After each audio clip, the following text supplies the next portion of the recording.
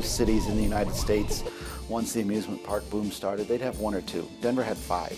Sun, fun, giddiness, nausea. The sights, the sounds, the smells, the laughs, the screams. When you ride through the tunnel on the Cyclone coaster, you can still smell the grease. When you go up Chain Hill, you hear the crack of the chain. Enjoy each other, the rides, the magic shows, the shops. It's family time. The thought that 100 years ago somebody else was riding this ride and was either as terrified as I am on it or laughed as much as I have. That bridges the past and the present and brings us all the way around the circle. This program was generously made possible by the History Colorado State Historical Fund, supporting projects throughout the state to preserve, protect, and interpret Colorado's architectural and archaeological treasures. History Colorado State Historical Fund. Create the future, honor the past.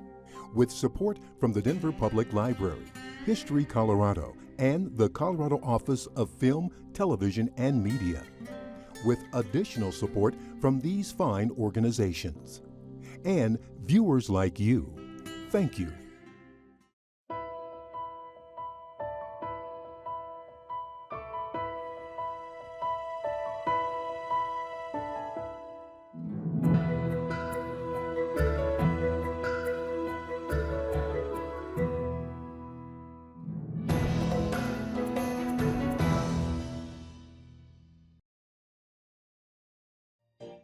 The first amusement park in the United States was Sea Lion on Coney Island. It opened in 1895 and took its name from the performing sea lions that were there. They took the attractions that would be on something like the Midway at the Chicago Columbian Exposition in 1893.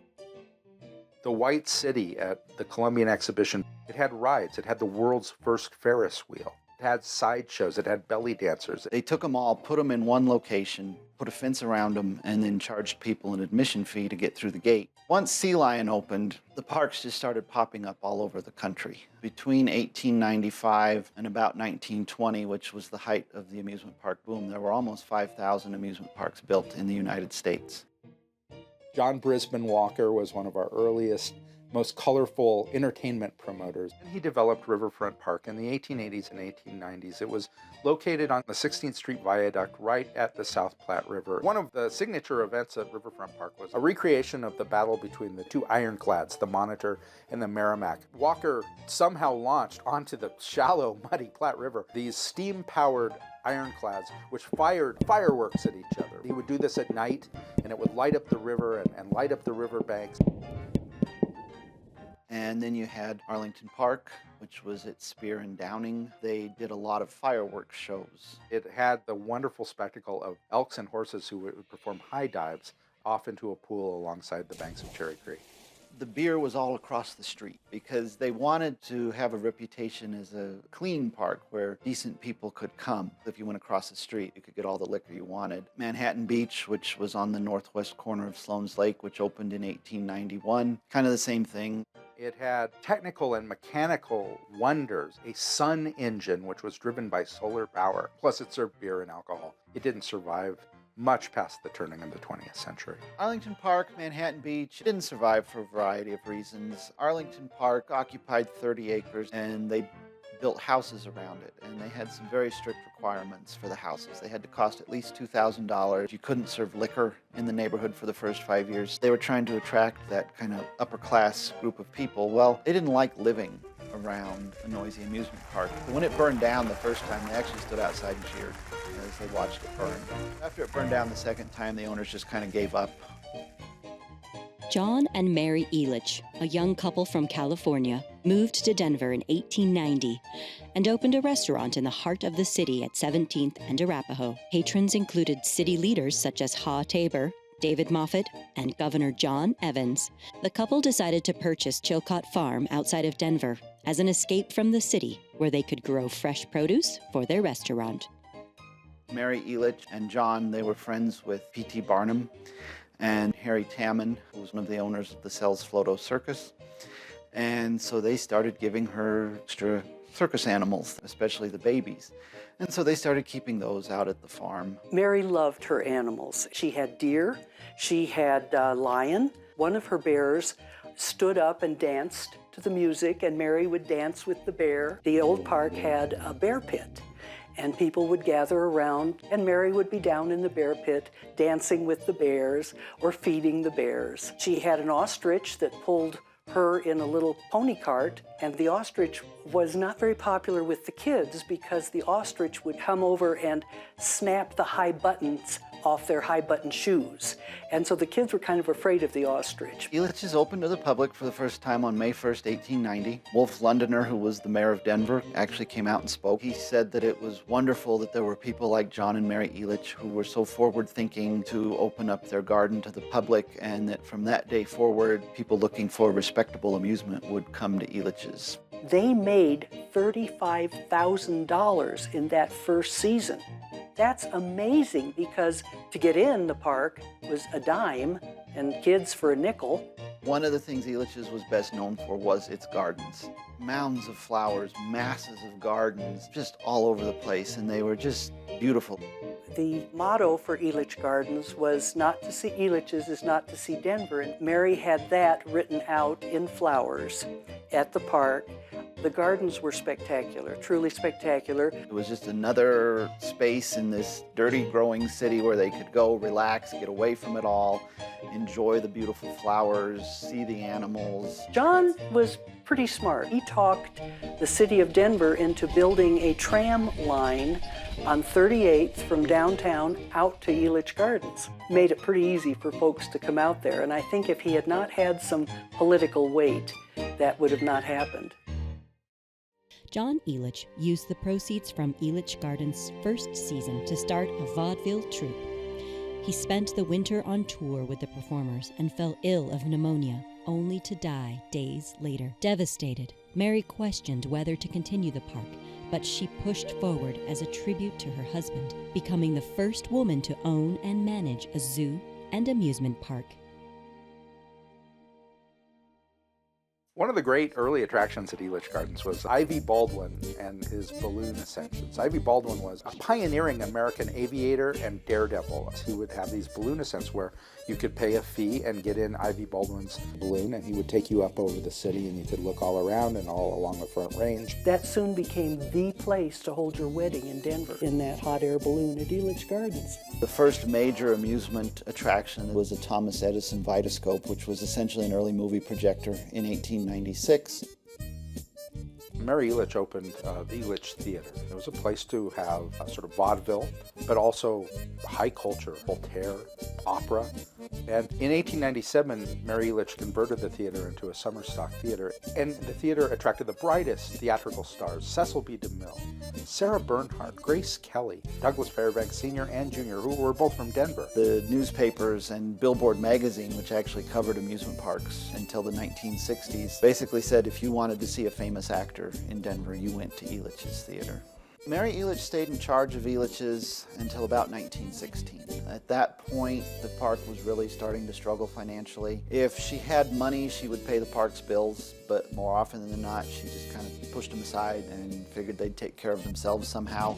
For a while, she turned the operations over to the Denver businessman John Kernan Mullen. And Mullen made arrangements to sell the park to John Mulvihill, another entrepreneur. When John Mulvihill bought the park, he promised Mary Elitch 3 things. Number 1, the name of the park would never change. It would always be Elitch Gardens. And second, she could live there until she died. But the third ties in with the theater. He promised the first box would be for her and her friends. And evidently, people would say Mary and her friends would be chattering away, but that was okay because that was Miss Mary. She could do that. Elitch Theater continues to be used as a summer theater today. It was listed in the National Register of Historic Places in 1978, and ongoing preservation efforts strive to ensure the theater's survival for generations to come. If you rode the Denver streetcar a few stops past Elitch Gardens, you'd happen upon another amusement park, one lit with the bright lights of the White City. If you want to see a great example of the golden age of amusement parks, go to Lakeside. It was literally known as the White City, which was a direct copy from the White City of the Columbian exhibition in Chicago in 1893.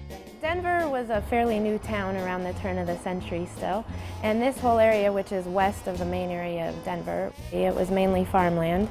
And the land that Lakeside now sits on was purchased by some local Denver business people, Frank Kirchhoff and Adolph Zhang, and they decided to plot the land to be turned into homes. But in the meantime, they decided to build an amusement park. There were a lot of brewers who built amusement parks because it was a great way to sell your beer. In 1907, Denver had Sunday closing laws, so he went right across Sheridan Boulevard into Jefferson County and started the town of Lakeside in order to build his amusement park. And it officially opened in May of 1908. It's in a beautiful natural setting with a lake and a gorgeous view of the Rocky Mountains. With this wonderful central tower with 16,000 electric lights illuminating this terrific venue. When you look at early photos, there are whole families together, many of them in many, many layers of white petticoats and perfectly starched long dresses and hats, and unbelievable to figure out how they managed to stay clean amidst the dust and the dirt of a western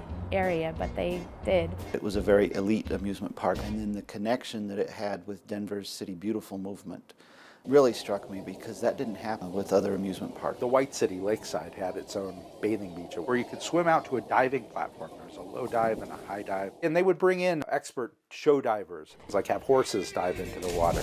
They also had a boathouse where you could rent paddle boats, rowboats, speedboats, and go out on the lake. And also some very bizarre contraptions that were almost looked like bicycles on the water. They would like to advertise that they had 50 different amusements. Early on there was a velvet roller coaster, which was a very tame roller coaster that ran along the lake shore. There were two steam trains that were brought from the 1904 St. Louis World's Fair. These two trains were used for just going around Lakeside's lake, and they were called Puffin' Billy and Whistling Tom. They had a ride there called the Tickler, which they would pull you up to the top of this thing and let this car go, and you bounce off of these rails and pins. People actually broke bones riding the Tickler, so it did not last very long at Lakeside. Benjamin Krasner worked as a concessionaire at Lakeside in the early 19-teens, and he worked mainly in the food concessions. He had developed his own root beer that was very popular, and also at one point a ginger ale. And then in the mid-30s, the Lakeside Park Company went into receivership, and a local bank operated it for a year. And then they decided that they were in the banking business and not in the amusement park business, and they needed to sell it as an asset. So Benjamin Krasner put together a whole group of investors, most from the East Coast, and they put in a bid, and they ended up winning the amusement park. My family's been involved ever since. When the Great Depression hit after the October 29 stock market crash, Lakeside's new owner, Benjamin Krasner, not only kept the park open throughout the economic downfall, he hired architect Richard Crowther to make improvements to the park, this time with an Art Deco influence. One of the things that Crowther did was build ticket booths for every ride. One magazine article said that they were very much like the Bakelite radios of the 1930s, and they weren't much bigger. But each one is in that Art Deco style. They're covered in neon, and they've got these angles and curves on them. The printed tickets were different, so you were buying a ride for the Cyclone, you were buying a ride for the California Zephyr. Over time, as labor got more expensive, it didn't make sense to have a cashier at each individual ride. Lakeside is unique for a lot of reasons, but one of the most unique things is that when you go there, you still get to see so much of what was there in 1908. So many of the buildings are still standing, the rides are still there, the train is still there, the merry-go-round is still there. Pool for the Shoot the Chutes, it's where the bumper boats are now, so you can still be in that pool. The Whip, which is a great ride, it's from 1914, and you can still go there and ride it, and these things still run. A lot of the rides that are there, other parks, they took them down a long time ago, but you can go to Lakeside and you can still ride all these great old rides. And so you still really get the feel for what it was like back in 1908. Modern carousels gained popularity in Europe in the mid-19th century, and it didn't take long for these beautifully crafted, fast-paced animal parades to make their way to American amusement parks. The Philadelphia Toboggan Company originally built wooden roller coasters, and the toboggan was the car, thus the name. Carousels became something that everybody wanted a big one, the bigger the better. Philadelphia Toboggan Company started building their own carousels, and they numbered them in the order that they built them. So our carousel was the 6th carousel, PTC number 6, that came off the Philadelphia Toboggan Company's production line. Menagerie carousel is a carousel that has not just horses, but lions and tigers and donkeys and bison and camels.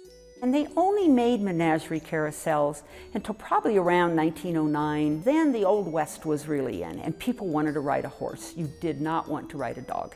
You had a really hard time going giddy up dog, giddy up zebra, so the carousels became all horses. What we think of today as the Kit Carson County Carousel was actually built in 1905 for Elitch Gardens. But it was not what they call a jumper. The animals didn't go up and down, they just stayed put. And then it was around 1927 when Elitch's decided that that one was passé. So they wanted a newfangled one. They found the buyer, Kit Carson County, for their old one. The county commissioners decided to buy the carousel because it was very hard to get a carnival to come all the way out to Burlington. So they bought the carousel and they paid $1,200 for it. $1,200 in 1928 was a lot of money. Purchasing the carousel was so controversial that the Kit Carson County Commissioners lost their jobs, failed to be reelected in subsequent elections.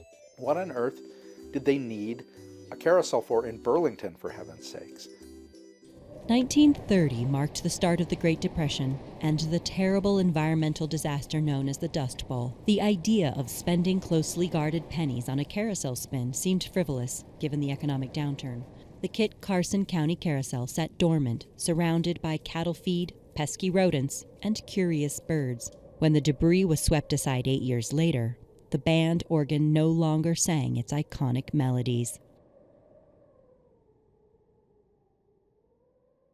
To ride a carousel without music, that's its soul. You just can't ride a carousel if it doesn't have music.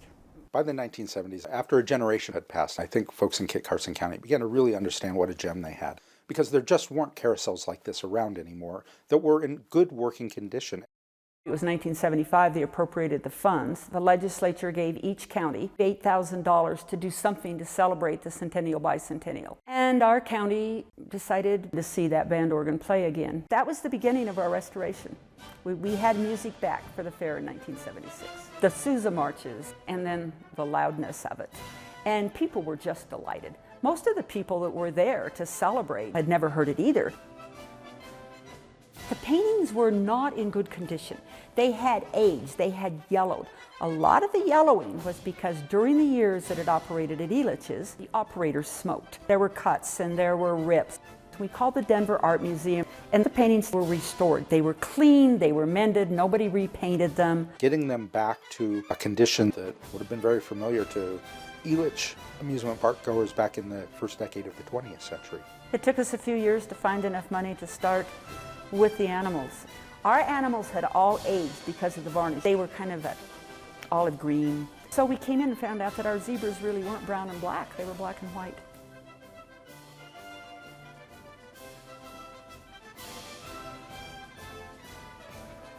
I wonder what those commissioners who lost their jobs in the 1920s would have lost to see how beloved their carousel had become over the generations, how essential it was to the identity of Kit Carson County. In the 1950s, a new amusement park opened at the base of Pikes Peak near Colorado Springs, creating an exciting new destination for young children from Colorado and beyond. Boy, do we have it good in Colorado. We have all of our wonderful weather and atmosphere and mountains, but we also have Santa Claus's North Pole. Well, the first theme park built in the United States was Santa's Workshop, North Pole, New York, and it opened in the late 40s.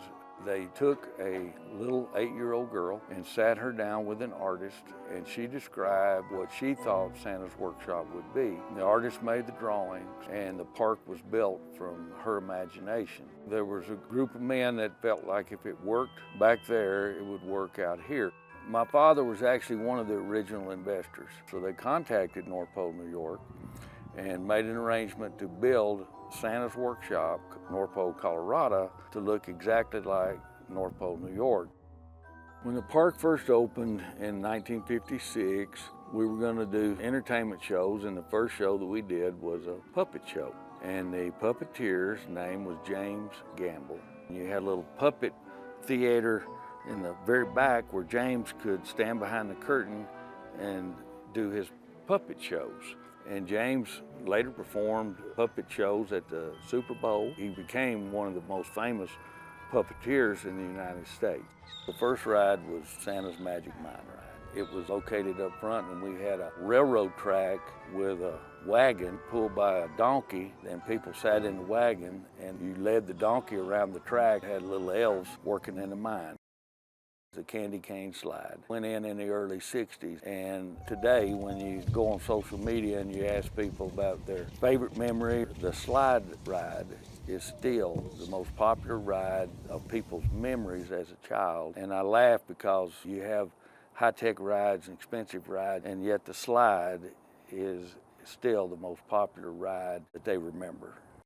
My responsibility was to help take care of the animals. We had these goats, and we had a little Coke machine. You put a dime in and you would pull a Coke bottle out full of milk and feed the goats. And then the next thing was bumper stickers. Back in the early 60s, the cars had these huge chrome bumpers on them. And so I would go out in the parking lot and I would have to clean off these big chrome bumpers, get the bugs off of it, and then put this bumper sticker on people's cars. Didn't take me long to figure out that some people didn't want a bumper sticker on their car. And of course now you sell bumper stickers, but in those days you would have all these cars, you'd see them all over town that would say Cave of the Winds or Seven Falls and North Pole. So every attraction put bumper stickers on people's cars. When I got older, I ran rides for many years. There's no telling how many children's first ride ever has been on that carousel, because you can take a small child, you can set them on the horse or the reindeer, you can stand beside them, let them go up and down. Small parks are hard to find. They're all going by the wayside because any park's going to take lots of land. Even a small park like us, we have 27 acres. And so land becomes so valuable that people want to buy the land where the park is. When our guests come, so many of them are just happy that it's the way that it is.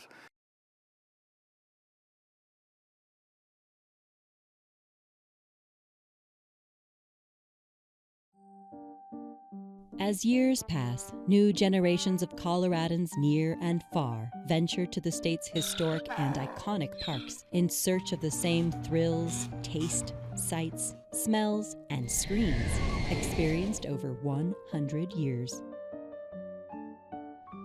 Lakeside and the old Elitches, and certainly Santa's Workshop, remind you of the distinctiveness, the idiosyncrasy of old amusement parks, that every one was unique and individual. Lakeside has a lot of history, many things that have been here for 50 years, some 70 years, some even more than that. And the fact that we can still go to Lakeside. You can still feel what it was like to walk in there in 1908. That Elitch's might be in a different spot, but you can still go and see it and experience it. It had to move. The 16-acre farm was all there was ever going to be of Elitch Gardens because the Highlands had grown up around it. I was working in the theater.